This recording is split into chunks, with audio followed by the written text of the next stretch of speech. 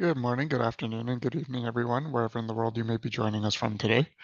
My name is Francesco Del Carpio, and I am the Operations Coordinator for CFAL York.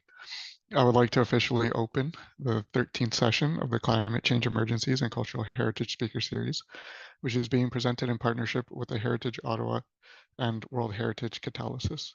I would like to begin today's session with a land acknowledgement.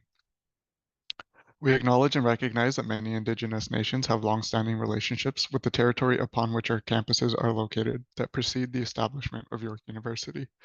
The area is known as Takaranto and has been caretaken by the Anishinaabe Nation, the Haudenosaunee Confederacy, and the Huron-Wendat. It is now home to many First Nation, Inuit, and Métis communities. We acknowledge the current treaty holders, the Mississaugas of the Credit First Nation. The territory is subject to the Dish with One Spoon Wampum Belt Covenant, an agreement to peaceably share and care for the Great Lakes region. As this is an online event, our participants may be joining from various locations, so I strongly encourage you to learn about the traditional land upon which you are located. With this, I welcome our moderator, our speaker, and our participants from around the world. Welcome to our webinar. It is now my great pleasure to introduce our moderator, Catherine Spencer-Ross. Catherine is the president of Heritage Ottawa and a co-sponsor of this series. Catherine, thank you very much for moderating today's session. The floor is yours. Thank you, Francesco. At the end of today's presentation, Fergus will take a few questions in the time available. So please put your questions into the Q&A function at the bottom of your screen. And now I would like to introduce our speaker. Fergus Maclaren is a Canadian sustainable tourism and cultural heritage management professional with more than 25 years of experience in North America, Africa, Europe, and Asia. Much of his current professional focus involves tourism to World Heritage Sites and the implementation of the 2030 UN Sustainable Development Goals. His background includes a broad range of tourism planning, destination management, and development expertise. His professional experience includes coordinating international meetings and input as the director of the UN-funded International Year of Ecotourism. Fergus teaches sustainable tourism at Canada's McGill University and lectures on the subject at post-secondary institutions internationally. He also acts as a co-lead for the development and implementation of the ICOMOS International Cultural Heritage Tourism Charter. He currently works in expert and professional capacities for UNESCO, UNWTO, the International Council on Monuments and Sites, the Organization of World Heritage Cities, the World Monuments Fund, in addition to the Economic Innovation Institute for Africa and the Heritage and Cultural Society for Africa. He also has his own private consulting firm, M.E.Des, Tourism Heritage Planning. As I am an inveterate visitor to World Heritage Sites around the globe, it gives me great pleasure to hand over the reins to Fergus for his presentation. Many thanks, Catherine. Thank you for the kind introduction, and it's very nice to be here. And thank you to Courage and your team for the kind invitation to present as part of this series. I'll start up with my presentation now. And here you go. Great. So the presentation essentially talks about destination management and how we're looking at climate change issues as they pertain to African World Heritage Sites. The one we see here below is Cardo Maximus, which is a Roman heritage site on the shores of the Mediterranean that is part of the Tapasa World Heritage Site in Algeria. And of course, you can see that there the sea is quite close, and the monuments of the thousands-year-old heritage site are starting to erode thanks to climatic conditions. So just to give you a sense of the outline of what I'll be talking about today, we're looking at African World Heritage Sites and the challenges that are affecting them, the overall destination management within the broader continental travel landscape. These two are intertwined, they're not isolated. Then looking at climate change planning, management, and monitoring initiatives that can support some of the good work that's being done already on the ground in the continent. And finally, because of my ICOMOS, International Council on Monuments and Sites connection, looking at the new cultural tourism charter that we have and the climate change approach and how it can be applied to African World Heritage Sites. So to start looking at management challenges, in 2022, there was a publication in Nature by a group based in Cape Town that looked at the climate change threats to World Heritage Sites on the coastlines of Africa. This group had previously looked at site challenges in the Mediterranean, and instead they focused on the overall continental aspects of Africa. And when we talk about the sites, these are UNESCO sites, not just World Heritage Sites. Some of the World Heritage Sites are outlined, like Kilwa Kiswani, Kunta Kinte Island in Gambia, and some of the others. But they also include things like geoparks, Ramsar wetland sites, and other sites of UNESCO designation. Of the 56 sites of the 284 surveyed, which you see here with the dots along the map, these are at risk of being affected by once in a century type extreme high sea levels. By 2050, the number of exposed sites is expected to triple. So from this number, about 191 sites are likely to be affected by moderate emissions and 198 by high emissions. At least 151 other natural and 40 cultural sites are also at risk of being exposed to rising sea levels from 2050 onwards. So this is just on the coastal sort of expanse of the continent. Of course, there are interior sites as well, but it gives you a sense of some of the major climate challenges and some of the decisions on what and how to preserve some of these sites will be.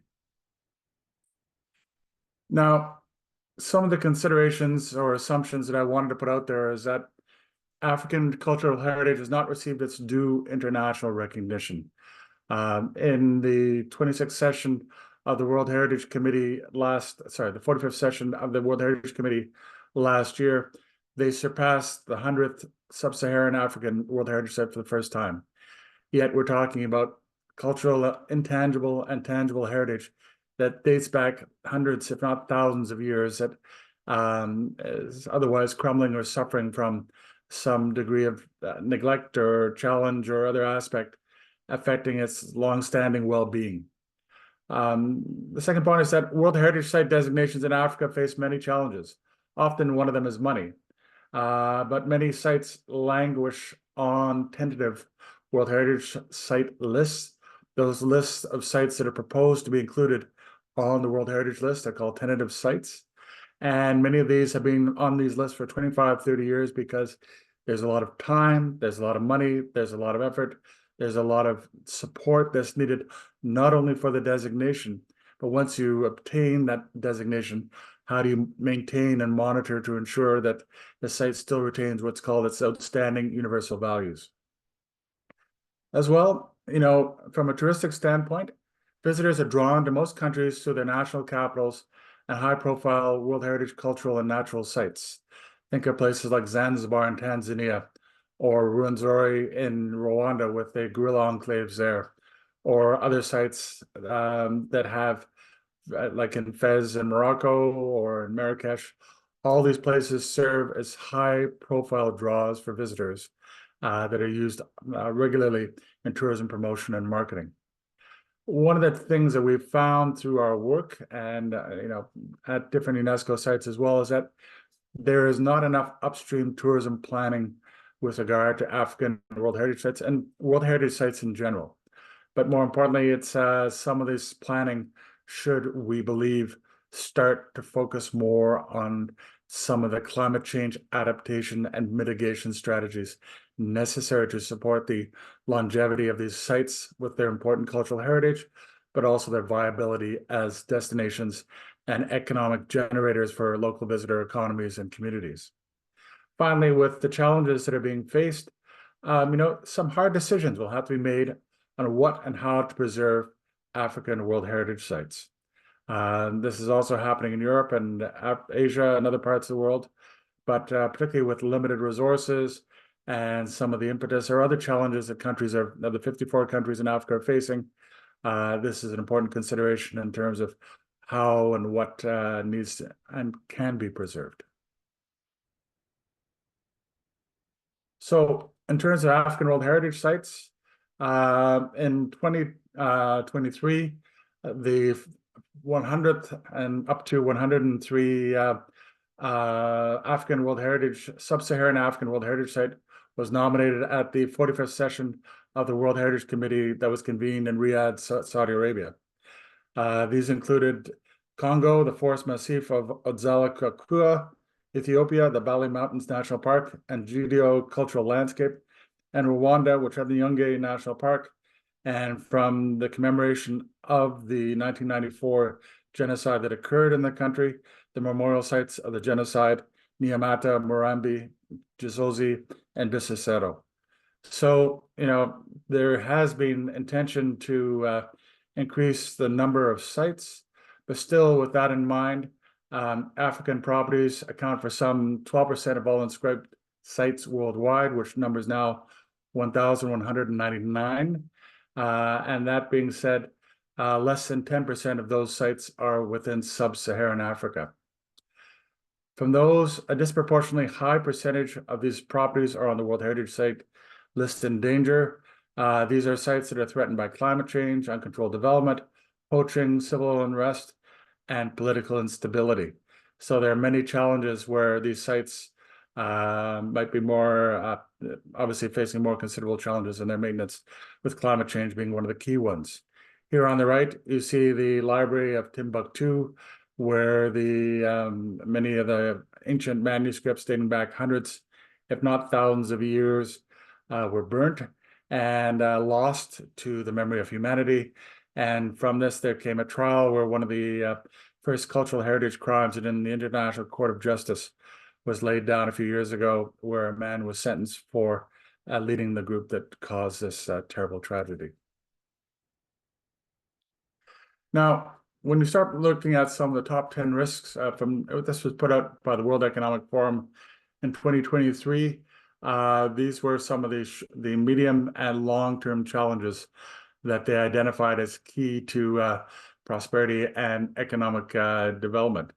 And the severe impact on the right, you see the top four basically deal with elements related to World Heritage: failure to mitigate climate change, failure of climate change adaptation, natural disasters and extreme weather events, and biodiversity loss and ecosystem collapse.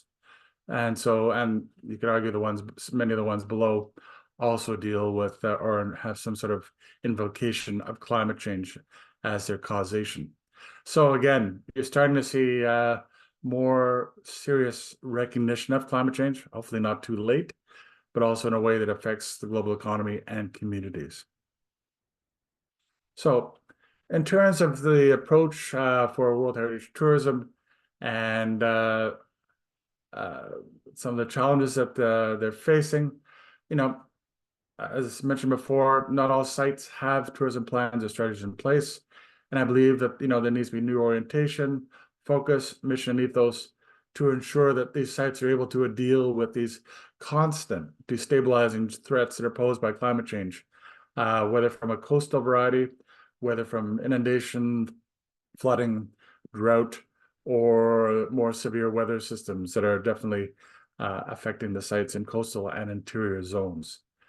I also believe that, from a planning standpoint, tourism planning needs to be a part of all future World Heritage nominations. Not all nominations have a thorough, rigorous tourism management or destination management plan attached to them.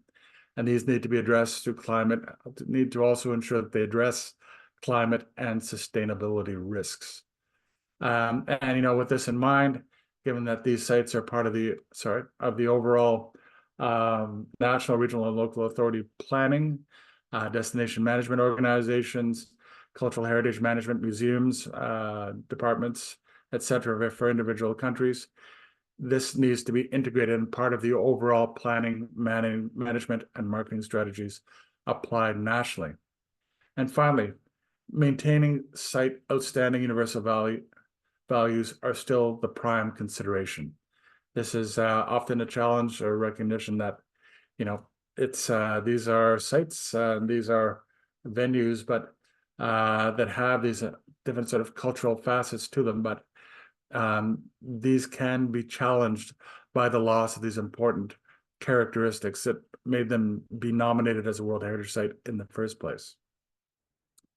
Some of the examples I wanted to show you here are the Ile Saint-Louis in Senegal. It's just on the Atlantic coast from Dakar. Again, it's one of the most challenged World Heritage Sites. You can see the coastline up against the increasingly powerful seas of the Atlantic. Ile Saint-Louis is considered one of the Venice of Africa. You can see in the middle here the canal that goes up and down the center of the community. It is, a very unique site, but severely under threat from rising seas of the Atlantic. Second, you've got the ancient mosque here in Jenne in Mali. Again, there's this ongoing ritual to maintain these structures, these mud structures that are sustain these unique and fabulous pieces of architecture, as you see here, and other places like Timbuktu and other ancient cities within the country. The challenge here is that the moisture is starting to be drawn out of the ground because of things like drought and other climate change impacts that are affecting the way that these structures can be maintained and sustained over time. And so this is an important consideration in terms of the long-term viability of this cultural heritage. And finally here you have Mosetonia or Victoria Falls. In 2019, they were subject to the worst drought since 1995 on the Zambezi River that sort of causes the flow here through the falls between Zambia and Zimbabwe. And again, it is one of the major tourism drivers, engines in Southern Africa, but it was basically in some places they call it slowing to a trickle, basically not having the same force and power and spectacle that drew visitors there in the first place. So again, climate change affecting not only the viability of it as a destination, but at the same time, of course, the water downstream affecting farmers, communities, and others who would be affected by this loss of water flow. So in terms of destination management within the overall continental travel landscape, we've seen a number of changes occur in the past few years. It's still a very important industry within the continent. It provides jobs for 25 million people, which means at least 5.6% for now, hopefully increasing within the region. Of course, in 2020, we had COVID.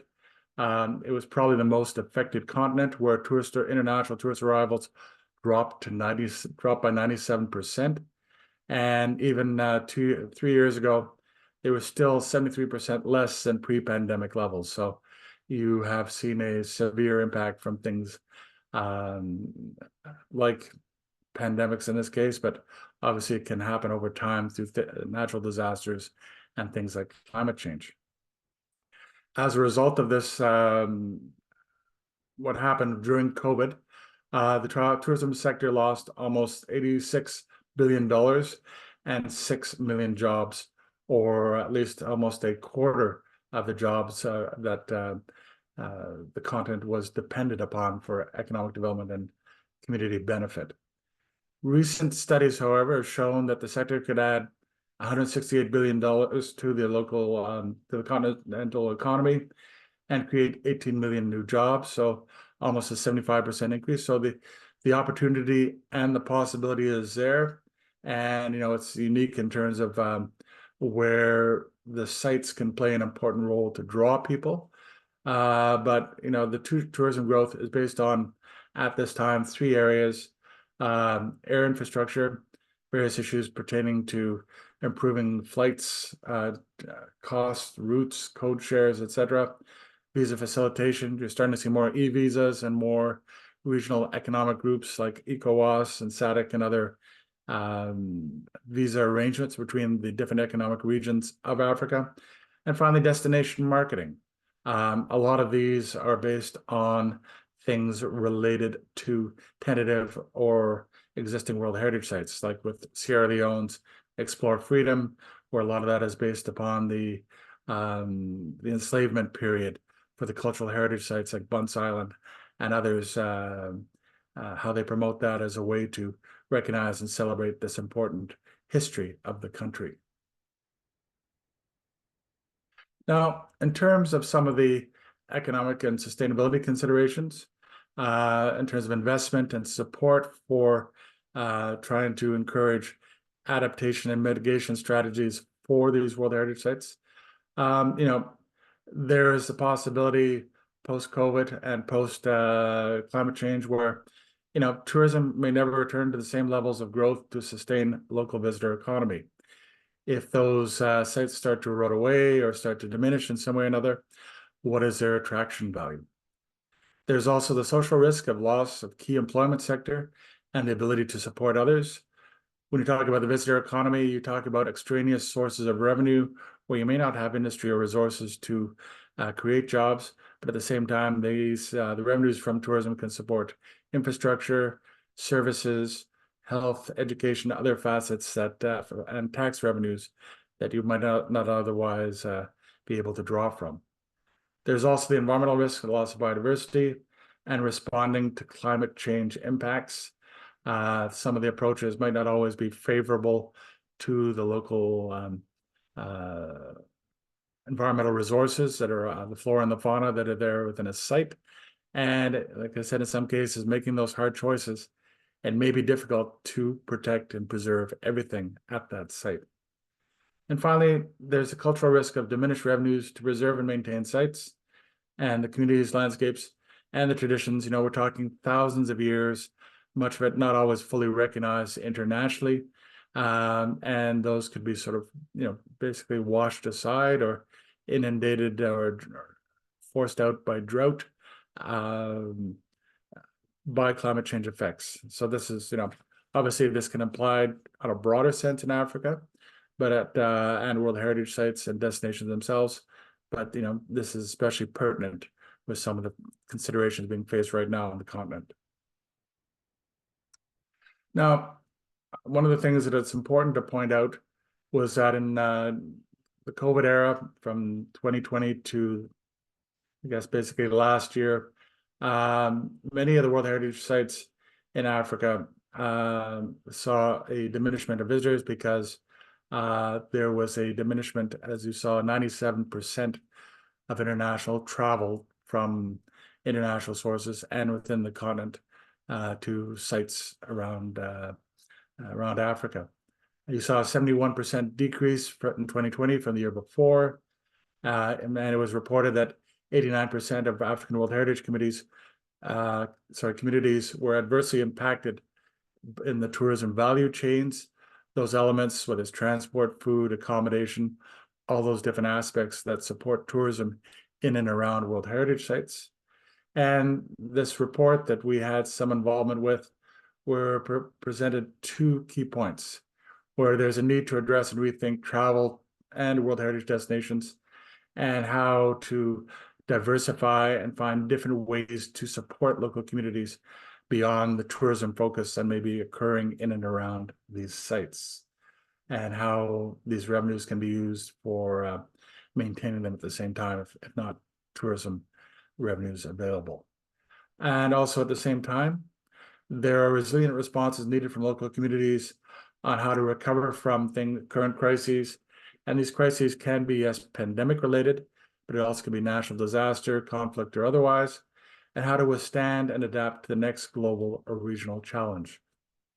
Whether it's conflict, whether it's drought, whether it's flooding, as we're seeing in Kenya right now, there's all kinds of challenges that are consistently being faced on the continent and elsewhere.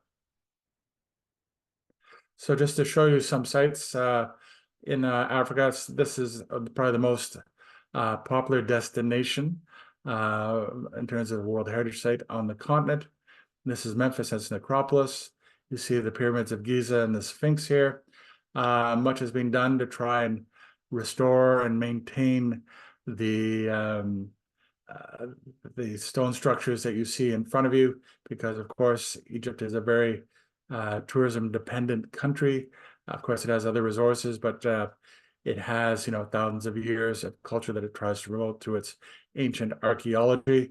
So again, they do make efforts to try and adapt to the changing climate circumstances by hardening or supporting the current structures that are in place.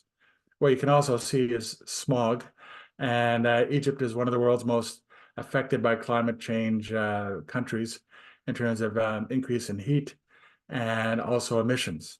Cairo is not far, and of course, a lot of these structures are being affected by pollution. Here you see Robben Island in just off the coast of Cape of Good Hope, and I'm sorry, on the Cape of Good Hope off the coast of Cape Town. And here on the site, they have made much improvements during COVID with regard to the infrastructure, particularly when it comes to water and wastewater treatment, because it ships in much of its water from Cape Town, but they do have boreholes on the island. But they have tried to find ways to stabilize and sustainably produce water on the site. So again, a big challenge. At the same time, Robben Island is affected by climate change. It is an island. The Cape of Good Hope is very stormy, and you're starting to see the shorelines erode around the different aspects of the island, which is a very important, of course, cultural heritage site when it comes to things like the imprisonment of Nelson Mandela and other freedom fighters in South Africa. And finally, you have a site here. This is part of the Forts and Castles site in Ghana. It's a serial site with 28 different venues, and they're all being affected by different aspects, whether it's climate change, whether it's say erosion, whether it's loss of resources, other different facets. The Ghanaian government, with support from foreign donors, has started to build berms on the exterior of the forts. This one is Elmina St. George. There's also Cape Coast, which is another well-known high-profile site. And one of the things to recognize is that these forts and castles are an important part of the enslavement era's cultural legacy on the country, but they are also two of the most visited tourism destinations there as well. This armoring, as it's referred to, is helping to keep back the increasing turbulent seas of the Atlantic Ocean, which is the body of water that you see in front of you. But at the same time, these sites are being affected still by rising water levels and the effects of water loss in some cases, or too much water in other parts of the region. And as well, because of the 28 sites, some of the other aspects are being affected by aging and weathering caused by climate change. So again, you see the efforts that are being made to these high-profile destinations across Africa, but at the same time, you're also recognizing that the ongoing challenge and pressures of climate change are still omnipresent in the way that they are being affected. So, in terms of some of the current climate change planning, management, and monitoring initiatives, one of the major ones that was broader sense that was started in 2015 and as part of the International Decade to Combat Desertification is what's referred to as the Great Green Wall Initiative. The idea was to build a sort of a green corridor across Northern Africa between Sub-Saharan Africa and the Sahara and the Sahel to find ways to regenerate and support agricultural activities, both to regreen some of these areas that were suffering from climate change through drought or other loss of crops or agricultural activity. And a number of these, particularly natural sites, some cultural sites, were contained or near the yellow area that you see as part of the focus area. The challenge has been over the 9 years is that while it supports a number of important aspects related to community social sustainability and environmental or ecosystem viability, the challenge has been here is that because of governance, conflict issues in some of the countries that are involved, and things like Boko Haram are making life difficult for countries in West Africa, for example, and also funding always a big issue. This, although deemed to be well conceived, this sort of a type of initiative is not seen to unfortunately being as successful, and there have been calls recently to try and scrap the project, maybe perhaps as being too ambitious or being too costly. There are, however, different initiatives that are more specific related to cultural heritage and tourism. Specifically, you have the Climate Heritage Network that was established in Edinburgh in 2019. And the idea here was to try and find ways to look at low carbon approaches for different aspects of communities that are involved with climate or manage or maintain cultural heritage. And there have been ongoing initiatives to try and support this globally. One of the main initiatives that was initiated at COP26 in November 2021 was the Glasgow Declaration, and it was developed as a way to be a catalyst for increased urgency about the need to accelerate climate action in tourism and to secure strong commitments to support the global goals, the SDGs, to have emissions over the next decade, so until 2030, and reach net zero emissions as soon as possible before 2050. So there are a number of signatories that are involved with this declaration, and a number of, say, good practices and others to basically show how and where collaboration, financing, and other activities can occur to try and support reduction of climate change impacts within the overall tourism sector. We had also been involved with the Organization of World Heritage Cities in the creation of the Cultural Tourism and Visitor Management Framework. And within this regard, most of the cities involved, and this is supported by the OWHC, we looked at how we could combine the new ICOMOS International Cultural Heritage Tourism Charter, which I'll be discussing later, as well as the Sustainable Development Goals, and as well the Visitor Management Assessment and Strategy tool, which I'll be talking about shortly, as a way to integrate that in a manner that looks at different facets of destination recovery and, more importantly, resiliency when it comes to things like climate change. But of course, there are other facets as well, but climate change was one of the elements that was contained within this. And this is available online for those who are interested in seeing how this tool can be used. There is, of course, the Visitor Management Assessment and Strategy tool, which I mentioned before, that was developed under the aegis of UNESCO and the World Heritage Center, and specifically looked at 4 different elements to score how a site is doing from a management and reporting standpoint. And this includes governance and management, environmental sustainability, social and cultural sustainability, and economic sustainability. And of course, within the environmental sustainability, the climate change mitigation and adaptation approaches that we used may or may not be evident within those World Heritage sites, and how the site is being affected, and maybe the areas that need to be addressed. There are red and orange colors here that are often used with BMS to indicate or highlight those areas. But sorry, that wasn't part of the logo that I have. One of the other approaches is the Climate Vulnerability Index, and this was developed in conjunction with the Climate Heritage Network. And the idea was to look at the exposure and sensitivity of sites and the ability to adapt to it from the impacts that are being created and how it impacts the outstanding universal value.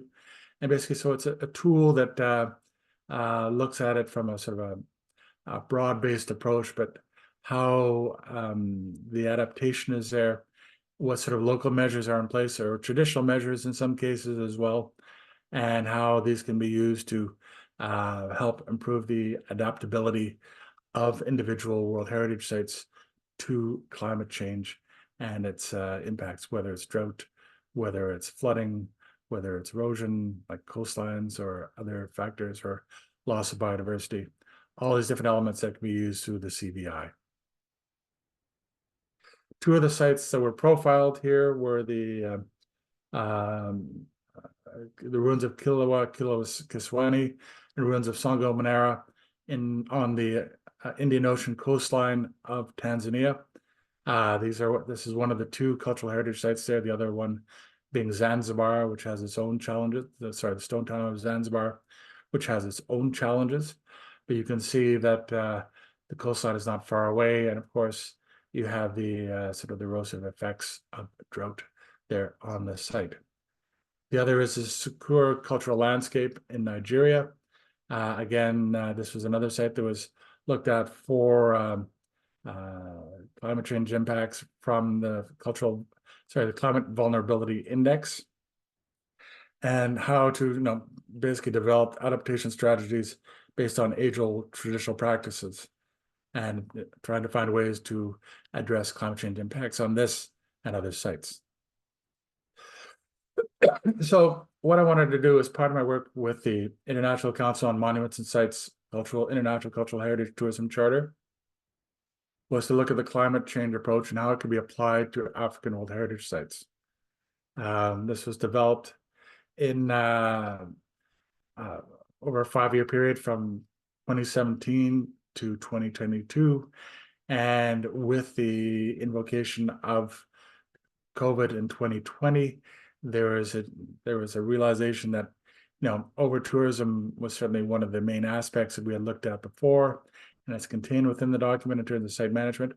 But we also started looking at medium to long-term considerations, including conflicts, national disasters, pandemics, and of course, climate change. And so with that in mind, this is the 4th iteration of the charter. And the main aspect that we were looking at was to update its charters and principles from the 1999 version.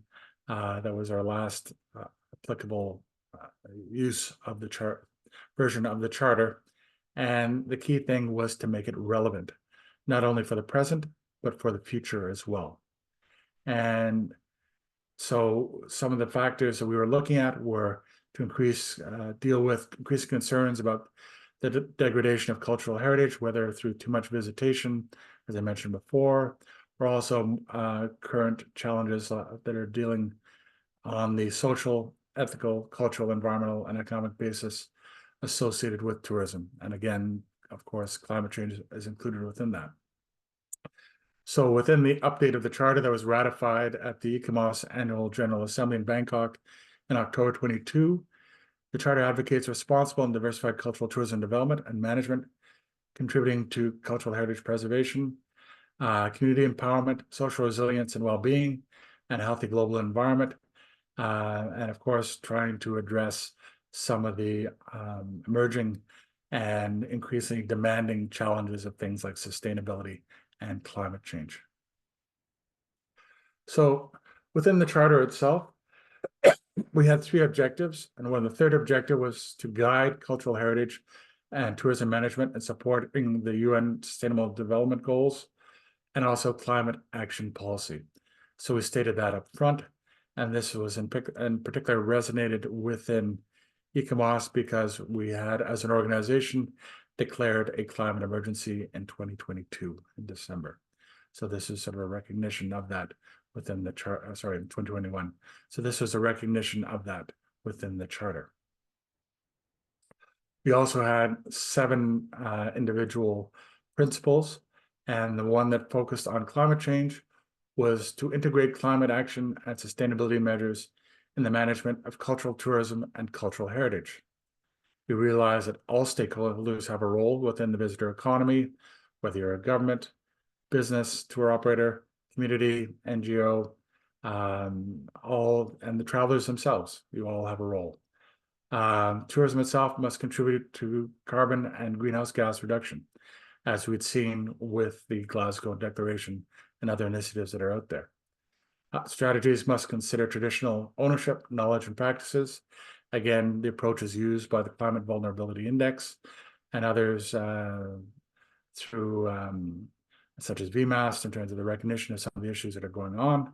And finally, a need for a transformational and regenerative approach to cultural tourism that again addresses climate change and sustainability. There is also a second principle that I just wanted to add in, and this is to, in part, dealing with things related to climate change and to increase the resilience of communities and cultural heritage sites and destinations and host communities through capacity development, risk assessment, strategic planning, and adaptive management. all those things that are relevant and necessary when it comes to cultural tourism, cultural heritage planning, management, planning, development, management, and monitoring. And, with that in mind, vulnerability assessments will become increasingly important in the future in terms of how you invest, what elements you support, and whether it's even possible in some cases to sustain and maintain those World Heritage Sites and cultural heritage resources. And where possible, all of these require anticipatory scenarios, contingency planning, and mitigation and reduction measures.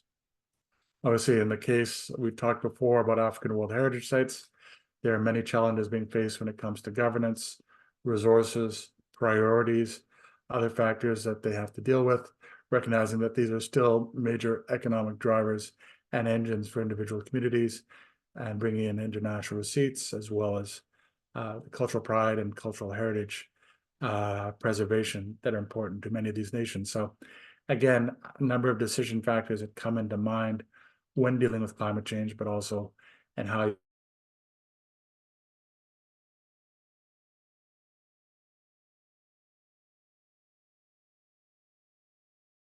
that the management and maintenance of a country issue will be climate change. It is a major factor in terms of the site's viability, sustainability, and ability to maintain the economic and social benefits that can be derived for the local communities that live in and around them. Thanks to work from UNESCO on Project Africa and its efforts to support World Heritage nominations and trying to get sites off the World Heritage in Danger list, as they've done in places like Uganda with the royal tombs of the Bugandan Kingdom, they are making strides and efforts to try and support those countries that might be under-resourced or not have the necessary supports to have sites nominated from their long-standing tentative lists or to maintain them once they are nominated.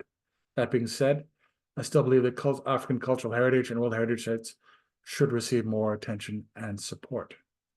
And as mentioned before, African World Heritage Site designations will continue to face many challenges. We are seeing that with national committees and other venues and other organizations that have been unsuccessful in trying to bring their site nominations to the World Heritage Committee for ratification. And again, there are a number of factors that I mentioned before.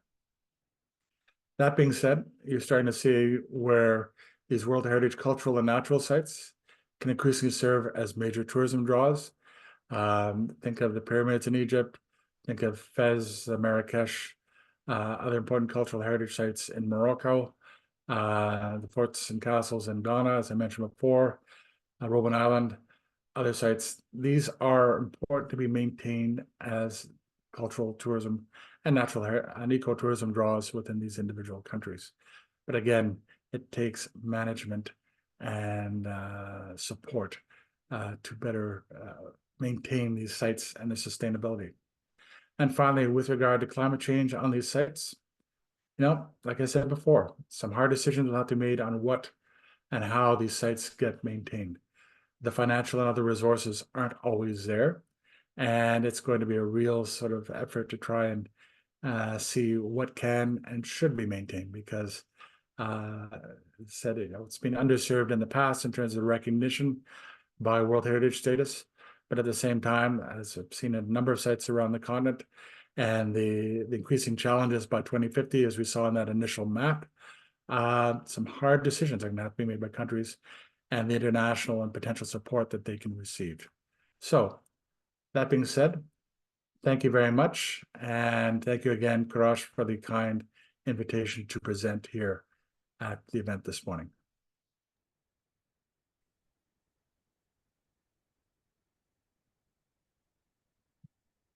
Thank you, Fergus. That was fascinating. To the audience, I invite you to submit questions through the Q&A button at the bottom of your screen.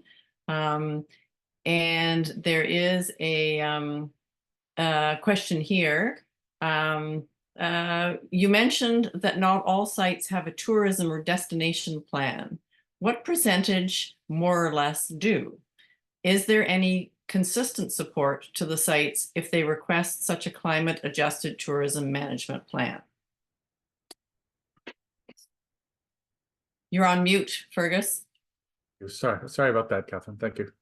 So from what I understand, it's around 25-30% of sites that do have tourism plans as part of their nominations. And these are not always, so some of these nominations date back to the late 1970s, early 1980s. And so part of that is timing in terms of updating these plans and ensuring that they deal with some of the future challenges that we're experiencing right now. But from what my understanding is, 25-30% have a tourism or destination management plan.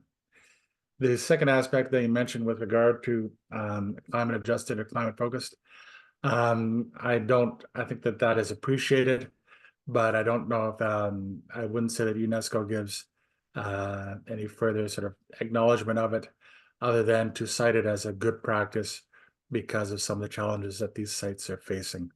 But you have things like periodic reporting, states of conservation reporting, other elements that UNESCO uses to monitor these sites, and often climate change and tourism issues are in the top 5 for many of the sites in Africa that they're now dealing with. Can I just add something to that question? Is for sites that don't have plans and would like to, do states contribute traditionally to, and I'm speaking of Africa particularly, to the development of such plans, or is everything relying on support from the UN? So, in essence, the plan should be developed through the management authority. In the case of Canada, we have 3 levels of authority that manage our 21 World Heritage Sites. We have the federal government, which is where Parks Canada manages individual sites, like the Rideau Canal, for example, here in Ottawa. You also have provincial sites like Head Smashed In Buffalo Jump, my favorite name of a World Heritage Site.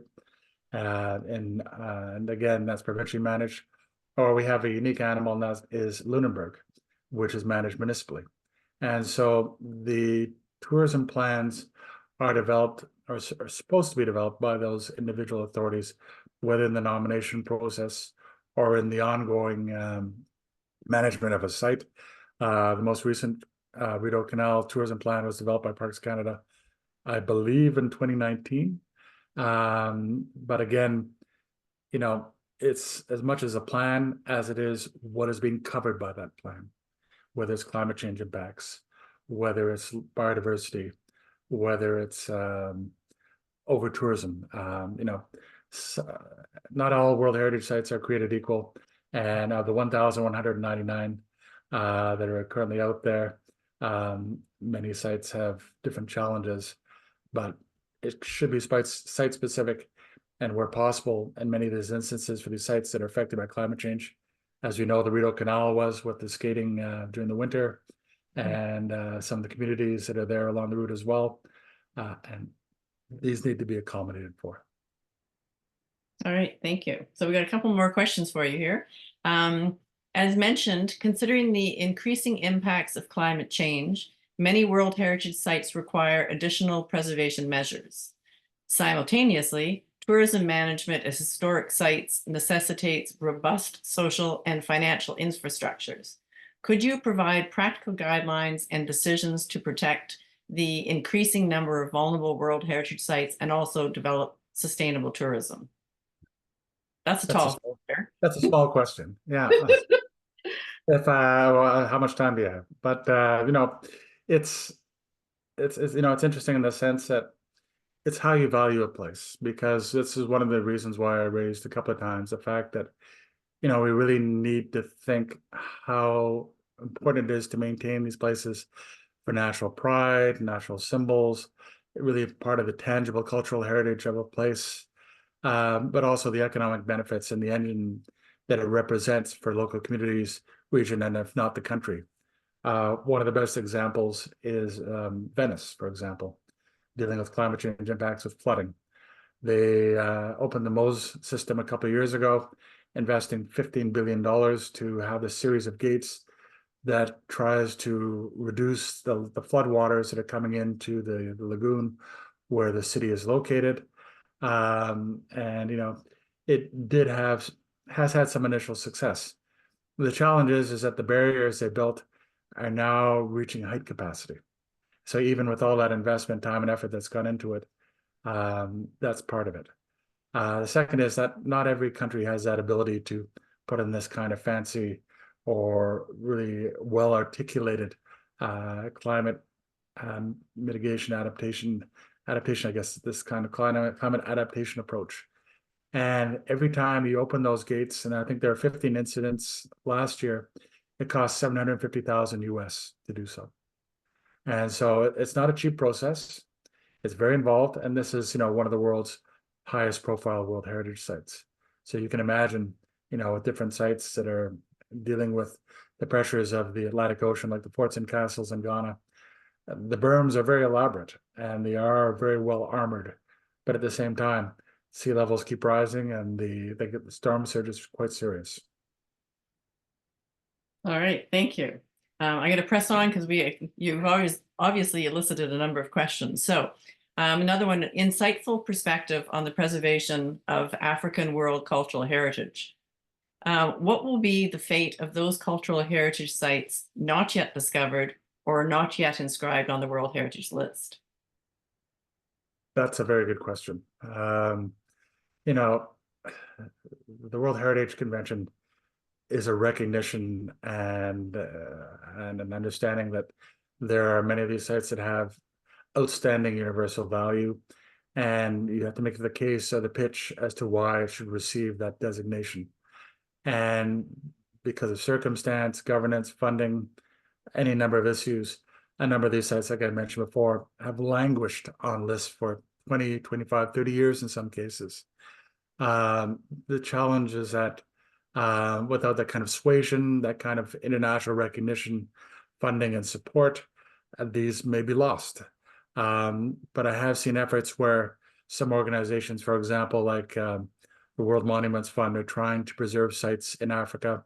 A country I'm very familiar with is Sierra Leone, where I've worked and have a number of friends and colleagues.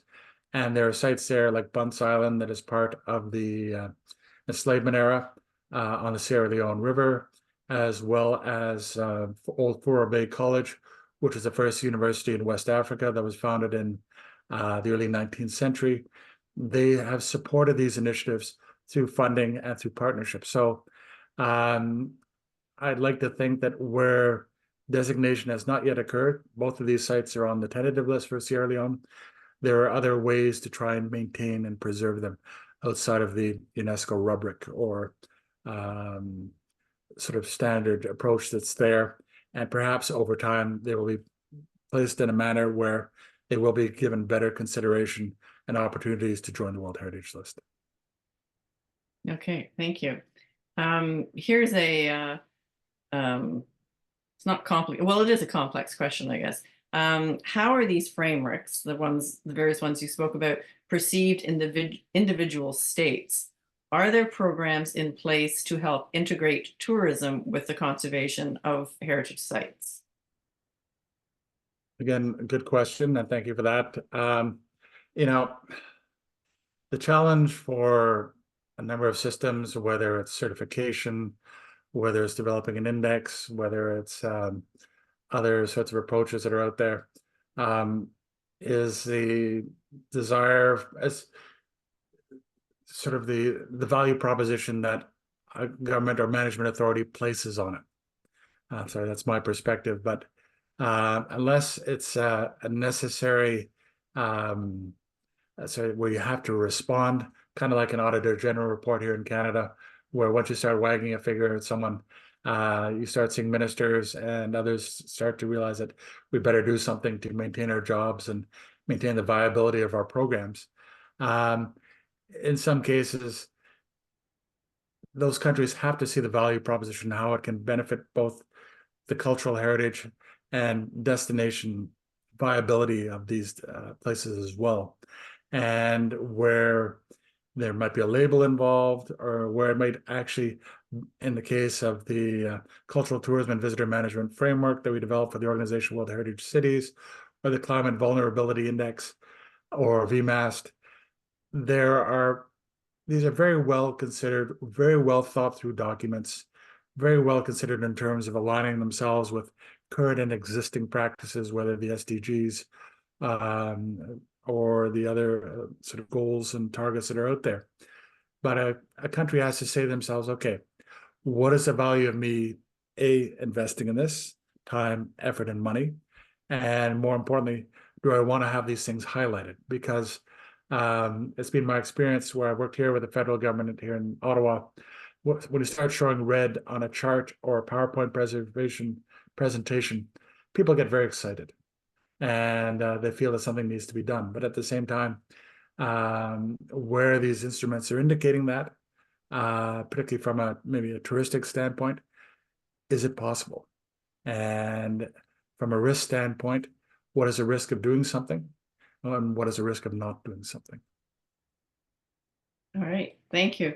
I have a question that is, well, it's along the same lines, but early on in your presentation, you talked about over-tourism in some of the big sites, and some of the sites that exist that people tend not to go to just because of their location, or perhaps they're not well known, and the desire to separate, where possible, the reliance of a local community on the tourism industry to maintain a site.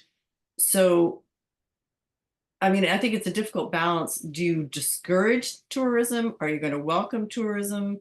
How and who sort of manages that balance? Is it the locals? Is it because there are a lot of issues. Of course, there could be political issues why people don't go to places.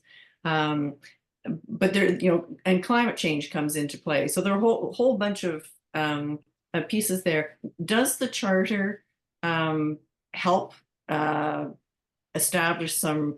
You had like the principle number 7 was a really insightful principle. Do we rely on those documents to try to help make those decisions? So two things, and thanks again for articulating that question. There are places like over the past few weeks, you may have seen in the news what's happening in Mallorca and the Balearic Islands that are part of Spain.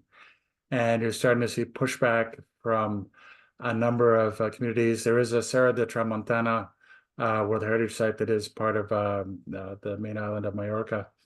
And the challenge that you're finding with a number of these places is that they were able to enjoy and appreciate their communities and their natural and cultural environments during the time of COVID because they didn't have so many visitors.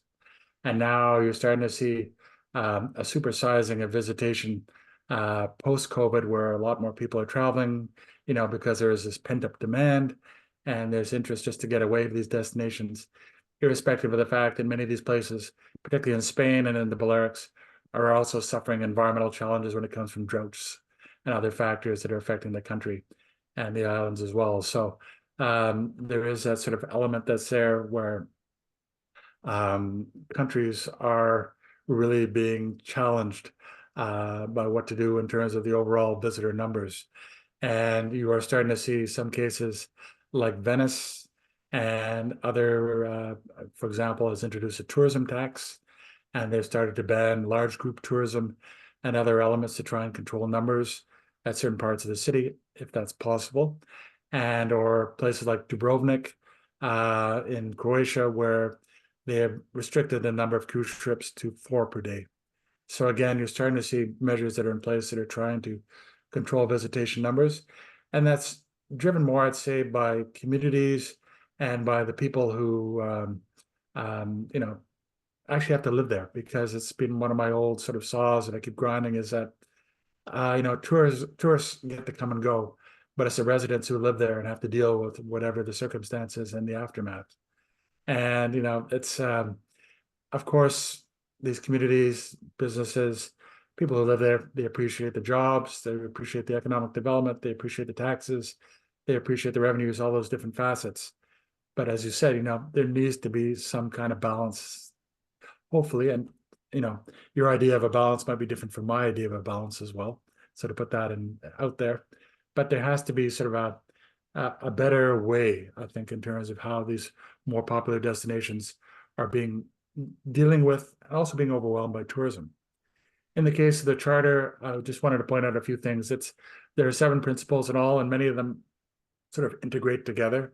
And the idea that in creating this is that, and speaking to our audiences, and we had a workshop at the General Assembly in Sydney last year in October, basically get a sense of how the charter was being used by our fellow ICOMOS colleagues, different scientific committees.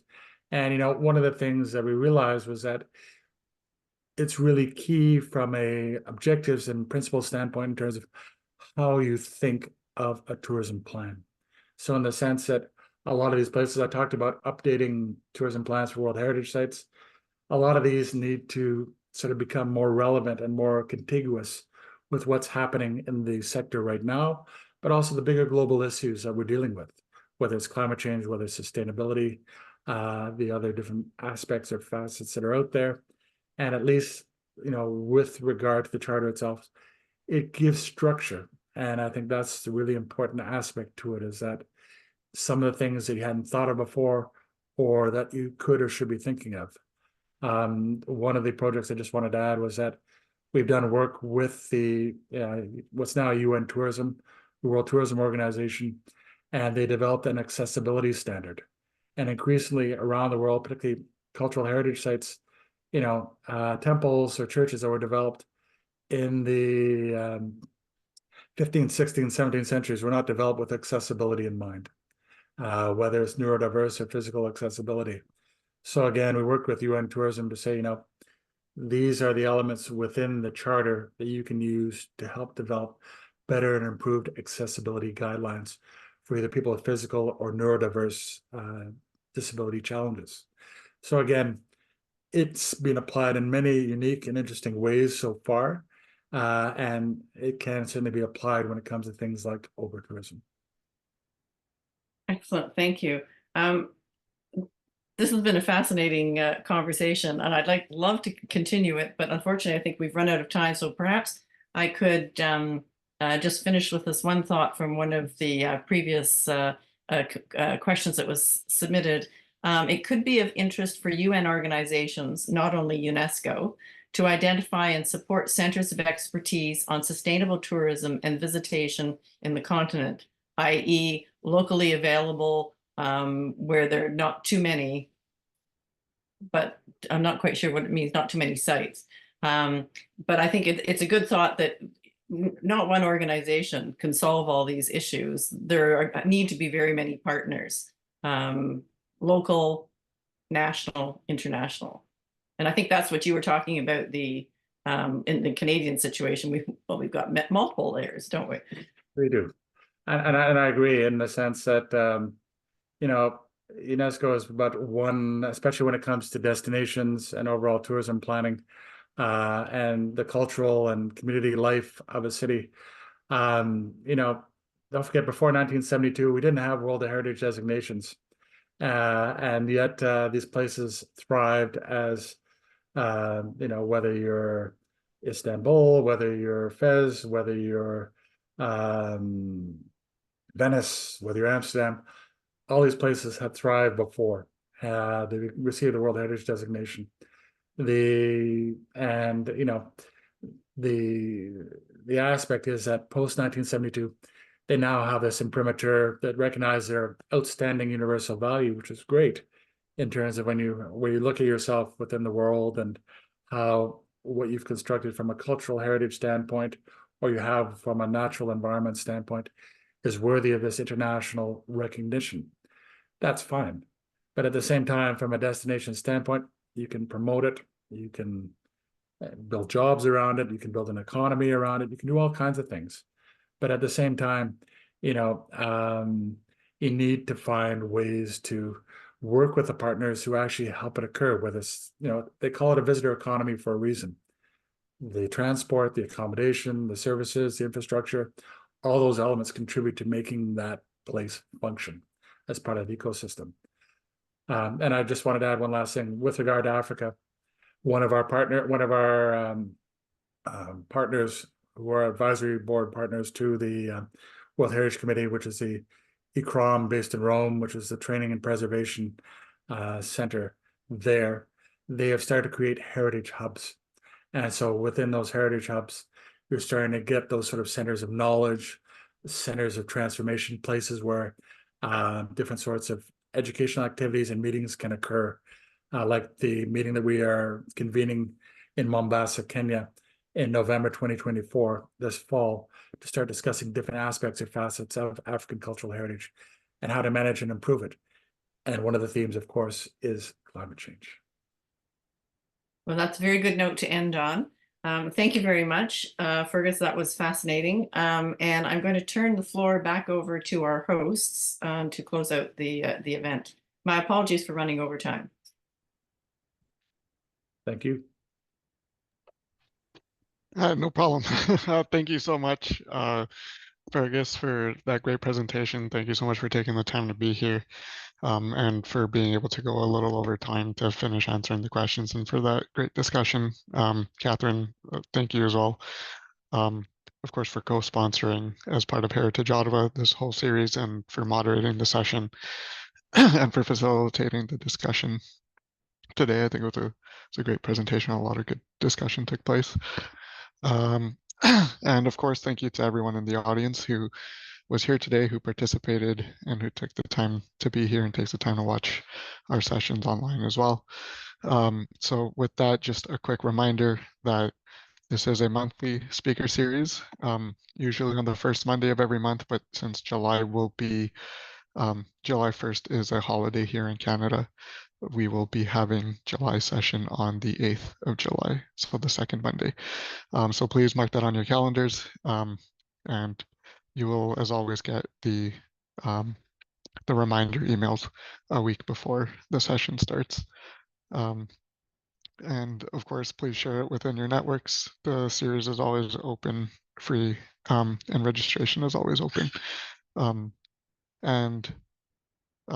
Yeah, with that, just also one last reminder, this session is being recorded and it will go up on our YouTube channel and on our event webpage. So if you want to rewatch the presentation, or if you want to share it with anyone who might be interested, then please feel free to find that on our YouTube channel, and it will be posted within the next couple of hours.